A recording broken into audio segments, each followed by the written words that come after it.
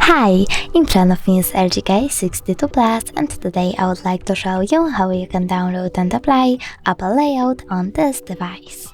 Firstly, open Play Store, tap on the search bar and type iOS Launcher. Then you need to download this app from this developer and open it.